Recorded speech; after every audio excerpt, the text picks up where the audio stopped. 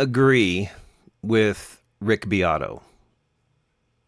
I know, shocking, right? For my core audience who's been following me for many years, I don't think it could get much more shocking than that I actually agree with Rick Beato on anything, virtually. A friend of mine sent me this video that Rick put up. So this video is entitled, "This Record Label is Trying to Silence Me." It's already gotten 962,000 views in the last 2 days, and Rick had some things to say in it that, like I said, I agree with, actually, and in order to understand why that might be shocking, that I agree with Rick Beato on anything at all, you kind of have to go back in time. In case you didn't understand, the purpose of his video here is to talk about how Universal Music Group is actually trying to take down a bunch of his videos because he does music analysis and uses clips from songs, to get his points across and all that sort of thing. It's really the same thing that he's been talking about for years, but at this point, he's actually finally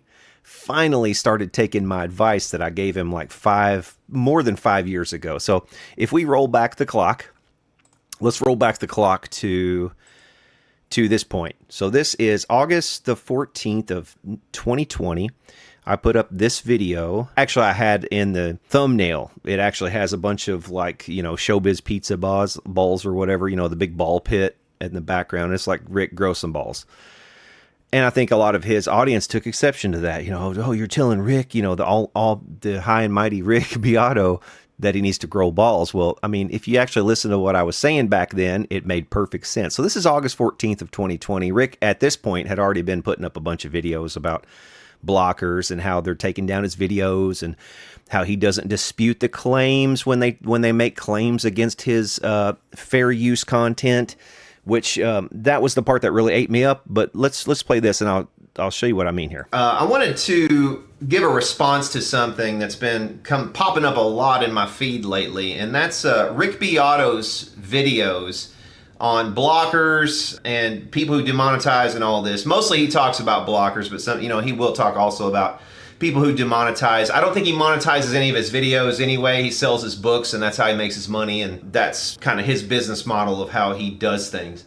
But I just want to tell Rick, Rick, if you see this video, you have a lot of clout. You have almost 2 million subscribers now on YouTube. A lot of your videos regularly exceed hundreds of thousands of hits per video. I think it's pretty common for you to get, 300, 400, 500,000 views on some videos.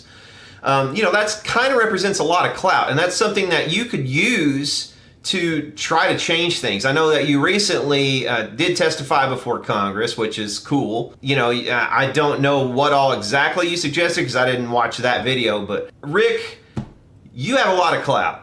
You should grow some fucking balls, dude. I don't mean this to be mean to you. I think you're a nice dude. I do like your videos, the ones that I've seen. We have a lot of shared interests, a lot of common musical interests, obviously, but you have the ability, if you wanted to, you could try to change some of these policies, and the way to do this is to go after these people who block your videos, man. If you don't dispute this stuff, then you're basically just rolling over like a dutiful canine and taking it up the butt, man. And you're not only taking it up the butt for yourself, but you're taking it up the butt for everyone else too. Policies will never change unless you challenge these things. That's why I don't think you're a bad dude. I don't think people who like to, go along to get along kind of attitude, which you seem to have kind of that attitude, go along to get along. I don't think you're bad people who are like this, but man, you gotta have a spirit of rebellion about you at times, man. Otherwise, you're just gonna get run over. That is correct. That is absolutely correct. I think anybody who has lived a life long enough and you realize, okay, there's different paths you can take in life and there's different ways that you can respond to challenges. You can run away from challenges. You can run headlong into challenges. You can try to finagle your way around challenges and work within the confines of whatever, you're given. But you can't run away from this stuff. You can't run away from a bully all the time. You can't just keep doing that. At some point, you have to confront it. You have to face it head on and figure out how you're going to end the bullying, how you're going to end this state of affairs that you've gotten yourself into or that you find yourself in. and that's the only way you're ever going to get over some of these challenges. But Rick, he wasn't challenging any of these content claims. He was allowing all of the record labels to just steal his money, basically, and he was doing that for years. He had been doing it forever, apparently, just letting them have it.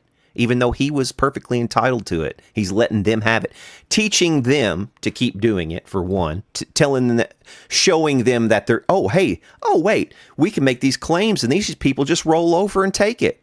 Even the big ones like Rick Beato, they're just rolling over and taking it. And furthermore, he was teaching his audience of, at this point, back in 2020, August 14th, of almost 2 million people to do the same. That's the point. That was the part that really got my back up, was that he was teaching this army of people on YouTube just basically go along with it, or roll over and take it, whenever these companies come after you, because if you don't and you try to dispute the stuff, this was his explanation at the time, that they would take your channel down. YouTube was going to take your channel down. And then he went and testified in front of Congress and told them that, YouTube needs some kind of exclusion list, like some kind of white list that he could get on, and people like him who have big channels and they've proven themselves, to be reliable, dutiful YouTubers, that go along with whatever program is, being urged by YouTube to go along with, that they could just be on the white list and automatically the things that they put up will be fine. But the rest of us plebs, of course, we're going to have to still jump through hoops. But people like him who can get on a white list, they'll be on a white list at that point. So I disagreed with this. I disagreed with it on August the 14th, and then he comes back. He comes back a bit late. I think that like maybe the next day or a couple days later, he came back and put up a video that said this. Not doing any more of these blocker videos or anything like that. This is his response to my video. There was this channel last night that this guy Brad the Guitologist that was clickbait Brad using my name. Dude. As if he'd never clickbaited in his life. I mean, look at all this clickbait. Like, he uses every single rock star for the past, 70, 80 years to clickbait on all of his videos, but that's not okay for me to respond to one of his videos. And when I'm responding succinctly and in a direct way, like, hey man, I don't agree with what you're doing. You're making YouTube worse for everybody. That's not okay. He calls that clickbait, but all of this right here is just fine, And again, this is ancient history. This is like 5 years ago,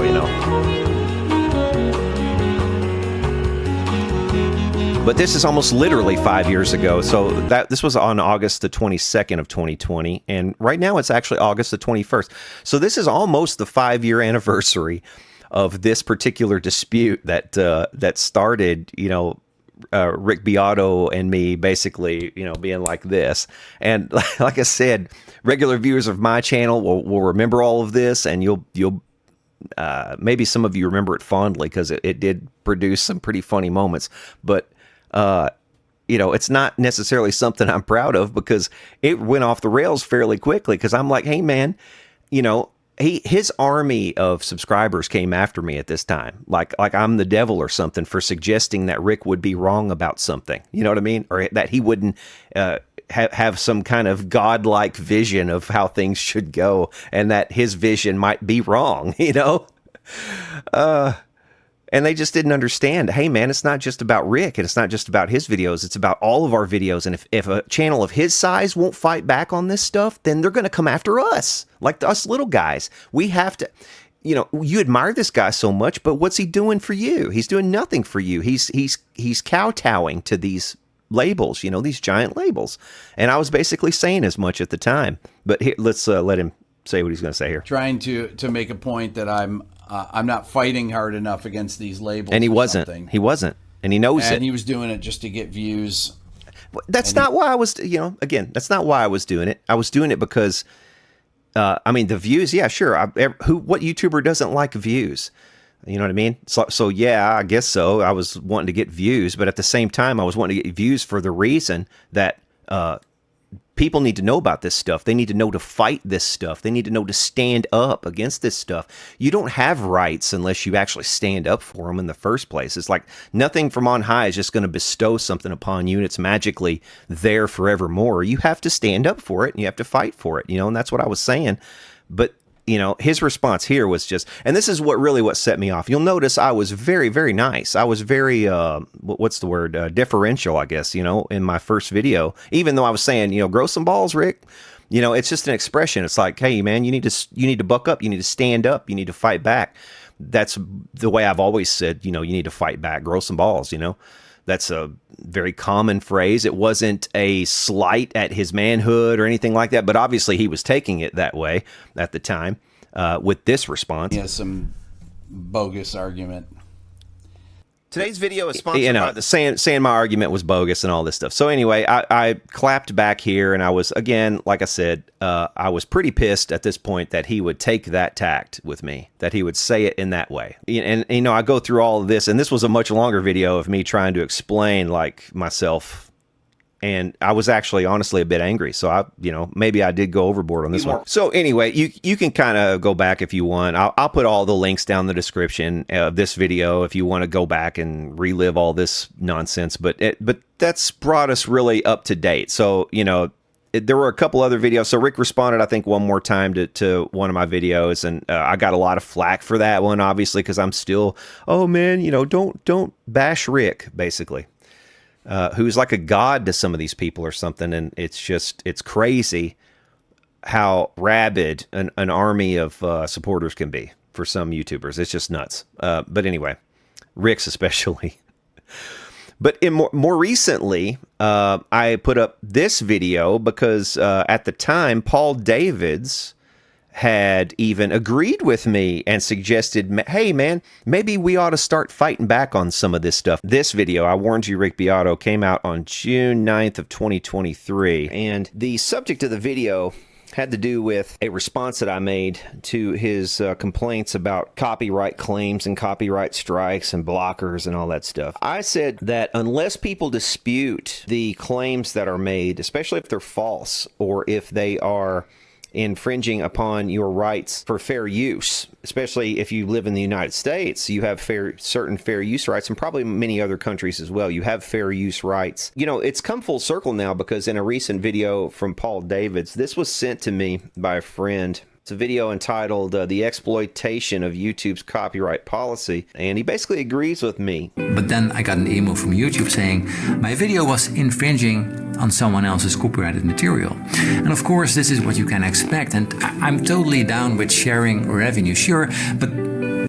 See, once again, I'm totally down with sharing revenue. This is the mantra that these guys all repeat, that they're totally down with sharing this revenue. Yeah, and that's another big problem. We're down with sharing revenue and basically having half of our revenue or more stolen every time we put up a video, in spite of the fact that we actually have fair use to use this stuff for educational purposes and for purposes of criticism, especially if you're criticizing the artist, which is what I think they ought to do with the Eagles. For instance, he just said that he doesn't put up Eagles because they'll block the stuff. Put up the Eagles and start criticizing them heavily. Say, the Eagles suck. This song sucks. The Eagles, F the Eagles. You know what I mean? This is why this song sucks. This is why the Eagles suck. You go after them in that way, and there is no gray area on that. If it's criticism, it is 110% legal in the United States of America. You can criticize the hell out of them, and they can't take you down. They cannot block you. They put this stuff out into the world. You have a right as an American to grab this stuff and put it up there and say, and talk over the top of it in a transformative way and say, this sucks and here's why it sucks. You have every right to do it. And if they try to block you, they have no right to block you, dude. They really have no right whatsoever to block your stuff. And there needs to be somebody who steps forward and does this and challenges YouTube and challenges also these bands who block this stuff. And it would take somebody the size of Rick Beato to do it. My little channel's not going to be doing it. You know what I mean? What money have I got to go suing the Eagles? I've got nothing. But Rick has 5 million subscribers. If he wanted to crowdfund a lawsuit, he could crowdfund a lawsuit. He could find 20 other YouTubers who would be willing to join him too. So this is the stuff I've been talking about for a long time with Rick, and the stuff that got really under my skin with Rick. And then finally, right here, it took till June 9th of 2023 for one of these other large YouTubers to have my back on this. And of course, he didn't mention me and said, hey, this is exactly what Brad the Guitologist said that we needed to do like 3 years ago. That's not what he did, but it was. But it was, hey, this is Paul David's bright idea, which I'm fine with it. Be Paul David's bright idea. You know what I mean? As long as it's somebody's idea and somebody's going to try it, giving away the revenue. And Paul David's actually agrees with me. Check this out. 1.7 million views later, this video would be deleted within 7 days and I would receive a copyright strike. But then the weirdest thing happened, because the next day I woke up and the claim was automatically gone. I lived in fear for a whole day. I was like, And see, this is the problem with these guys. It's like, I'm so afraid. I'm so afraid. Dude, you've got to go into battle bold. You don't fear. You know that you're going to, you might get stabbed, but that ain't about that. It's like you're going into battle. It's like, it's all or nothing. You know what I mean? It's like, you will not deny me of my right to do this. You have to have that attitude, man. You can't live in fear. So that just paints a good picture of where the problem lies. What is legit and what isn't? And with the risks involved, most people will say, better safe than sorry. And that's probably where a lot of these BS claims come from in the first place. They abuse the system since they know you probably won't appeal. Yep. Did you hear that? Yep. Let's play that again. So, which is what I had already said. Fanboys can understand. What is legit and what isn't? And with the risks involved, most people will say, better safe than sorry. And that's probably where a lot of these BS claims come from in the first place. They abuse the system since they know you probably won't appeal. And let's do it just a third time for good measure. So you get the point there. I'm driving the point home here because finally someone with a voice bigger than mine came out and said it and agreed with the fact that if we keep rolling over to these false claims and even the legitimate claims on songs that we have a right to criticize or we have a right to fair use, then our genre of YouTube video is dead. We're killing it. We're killing it. We won't be able to do this unless we fight back. So it was, God, what a revelation it was finally to have somebody like Paul Davids stand up and say what I had been saying at this point for 3 years, before this, I'd been saying it. And I think I was probably the largest channel at the time that was saying anything like that. But fast forward till today. Okay. So we've got this new video by Rick Beato, and this is where we come full circle and you understand why I now agree with Rick. UMG, Universal Music Group, has continued to send emails about copyright content ID claims and now copyright strikes on my channel. As a matter of fact, I have 3 shorts, okay, these are under a minute long, that if they go through in the next 4 days, I'll have 3 strikes on my channel. Now, if you don't fight these things, those 3 strikes would actually remove my channel from YouTube.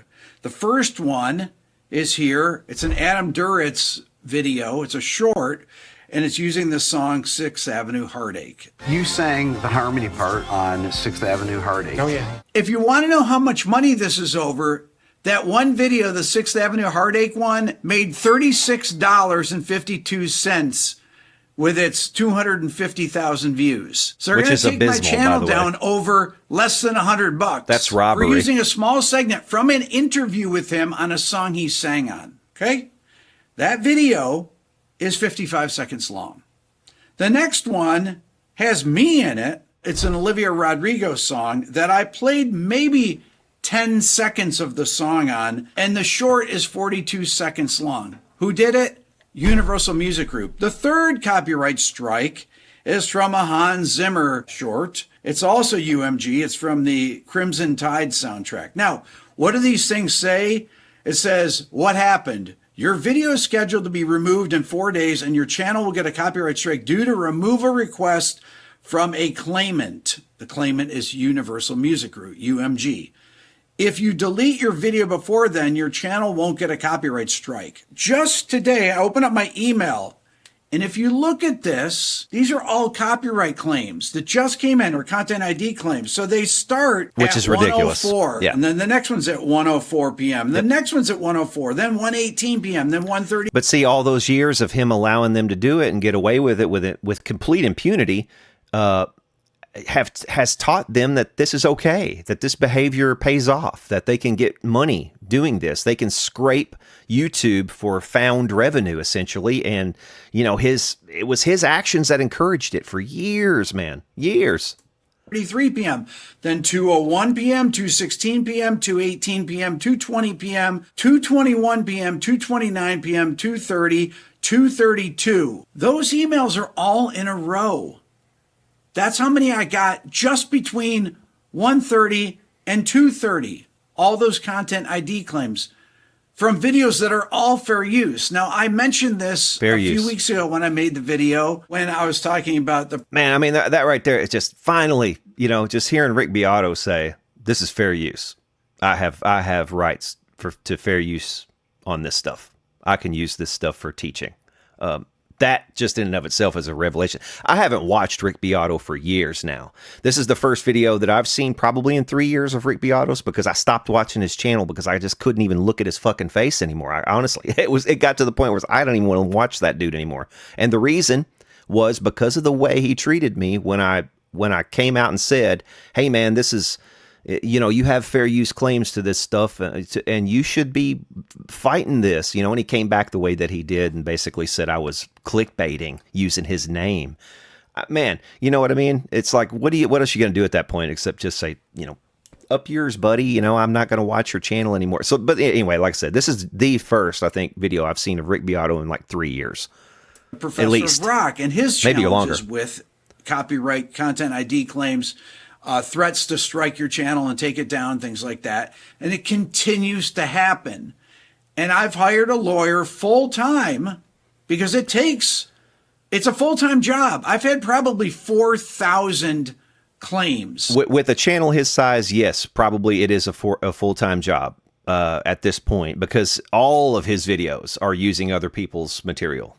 He's just practically speaking, all of his videos have other people's copywritten material somewhere in them, and he's criticizing it or teaching it or whatever, you know. So, but he does have fair use claims, but he has on every single video he makes. So yeah, every time you put up a video, you're going to have to follow up on these claims and get down in the muck with that, which, you know, more power to you if you can keep up with that, or more power to you if you have the money to hire a full-time lawyer, like Rick obviously does, to do this. But thank God he's finally fighting back. And like I said, I agree with him on this approach. This is badass, Rick. And man, if you're listening to this, this is all I was asking you to do from the very beginning. It's that right there, man. And you are headed the right direction. And it's a good thing for all of us on YouTube. It's a good thing for all of us, not just yourself too.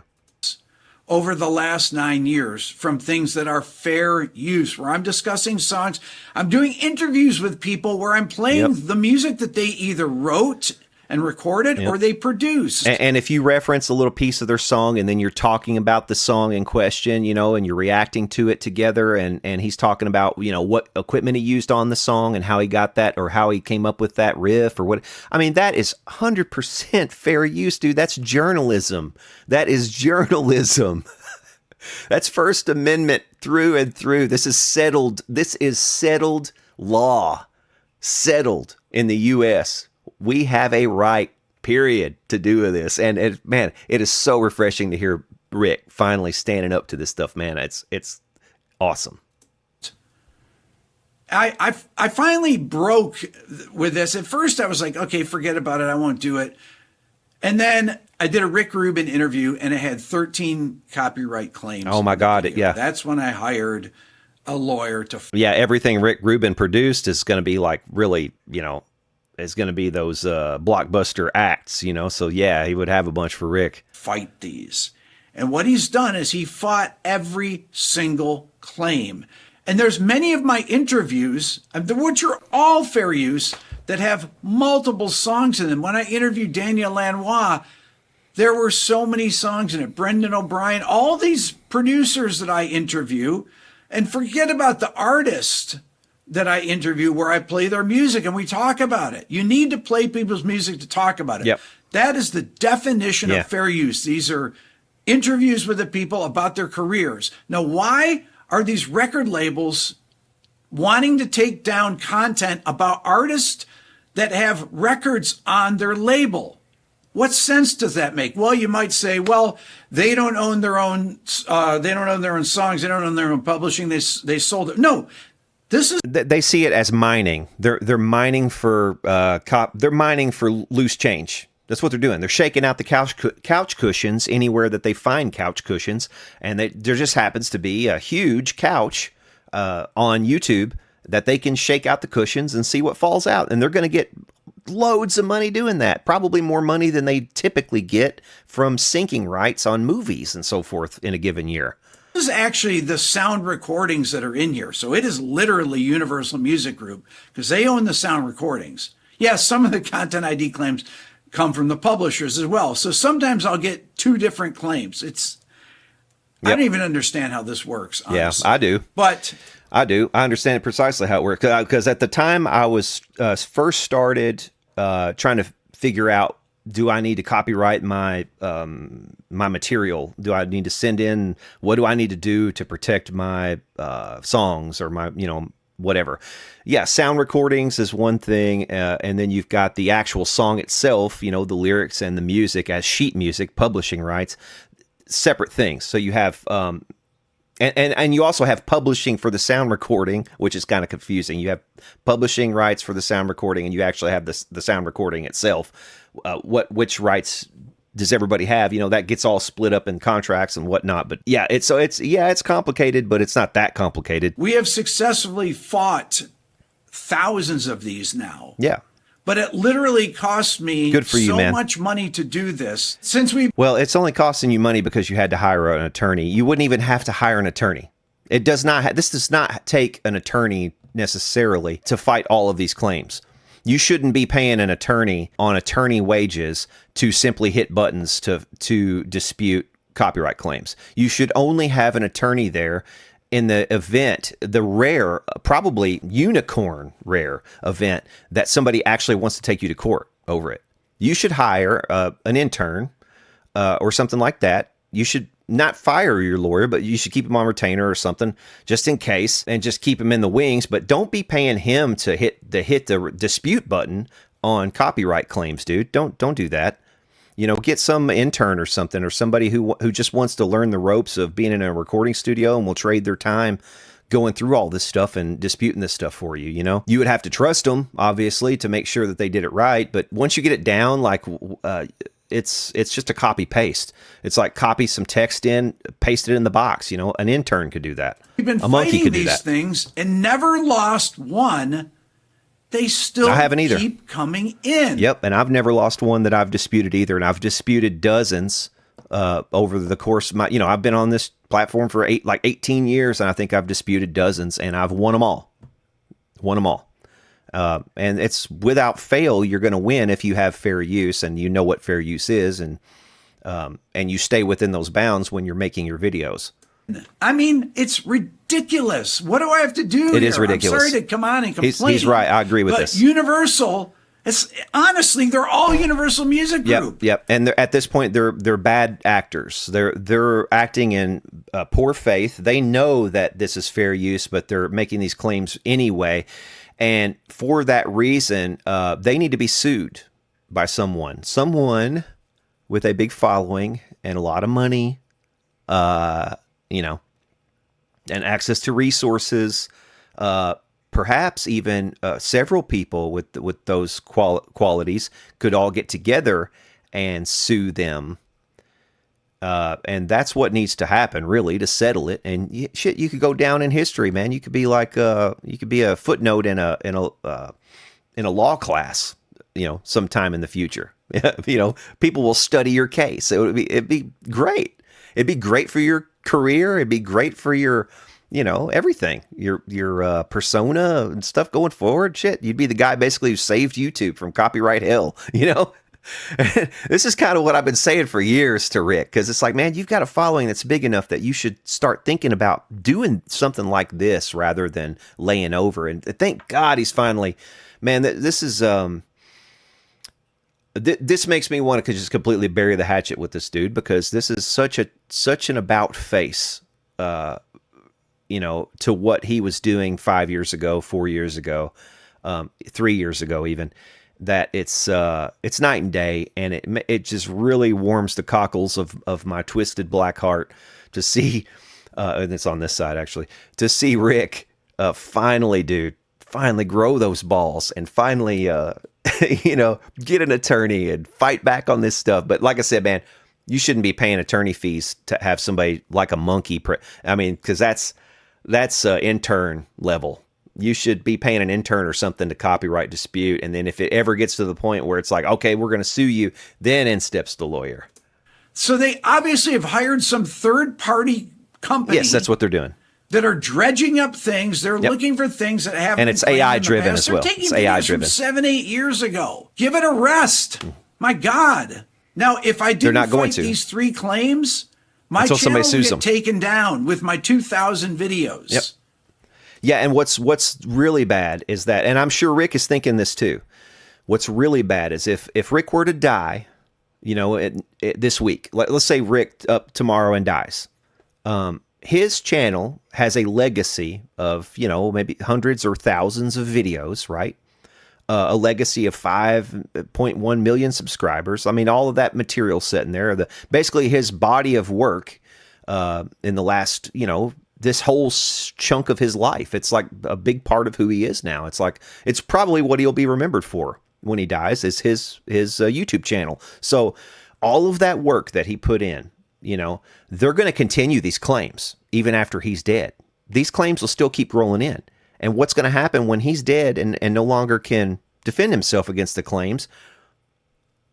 They're just going to hit him with strike after strike after strike until they take his channel down. So the minute he dies, his channel's on borrowed time, because he'll only have 90 days before his channel will be dead, because these claims will keep coming in. And unless he stands up and does something about it, his legacy will be nil within 90 days of his death. And that's macabre to think about, but it's a fact.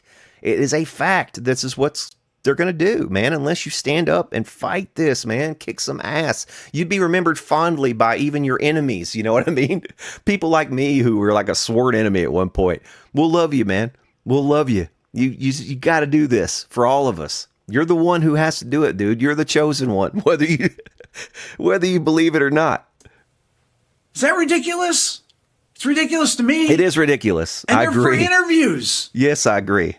It's ridiculous. Thank God you're I'm glad you're not just saying it's ridiculous. This is this is what he was doing before. He was just going, this is ridiculous, and stomping his feet and then doing nothing about it, which was like, holy crap, just stop making videos if you're not going to do anything about it, dude. But the fact that he's actually hired somebody to start going after these people and stuff, man, that just, like I said, that is really, really encouraging. I think it's amazing that he has found this revelation and begun to fight back on this stuff. And it's a beautiful thing to see. And if it's a beautiful thing for you, let me know down in the comments. And for now, we'll see y'all later.